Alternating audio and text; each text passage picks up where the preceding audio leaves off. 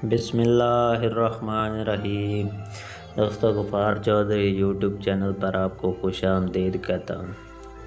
दोस्तों, कुछ दोस्तों का इसरार था कि आप अपना सेटअप पूरी तरह दिखाएं कि आपने किस तरह बनाया हुआ है।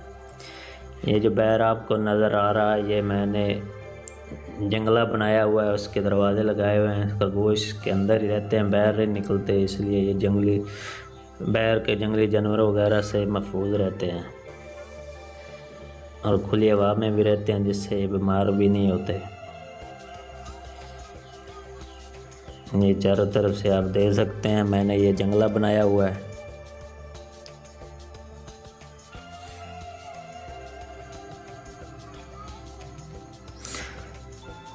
ये सेटअप पे तकरीबन टोटल मेरा 24,000 रुपये खर्चा आया था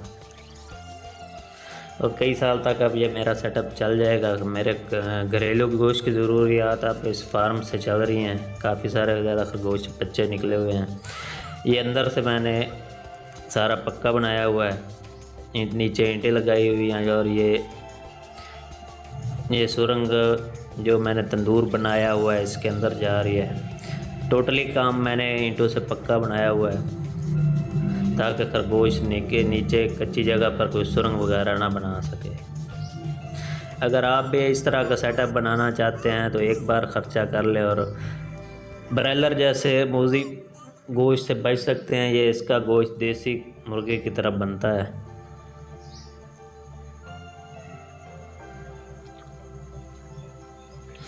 जो आगे आपको नज़र आ रहा है,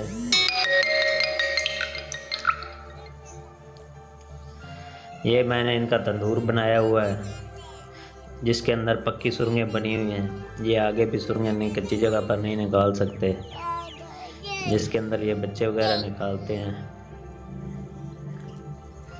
यहाँ आपको छोटे बच्चे भी नज़र आ रहे हैं। यहाँ तकरीबन 20-24 मैंने ये सुरंगें बनाई हुई हैं।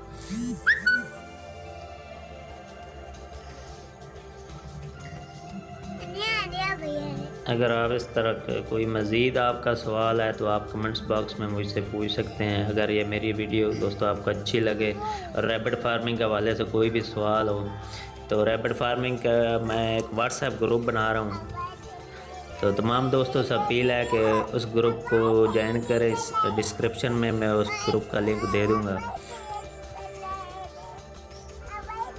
रैबिट फार्मिंग का तमाम मसाइल का उसी में हम बात करेंगे।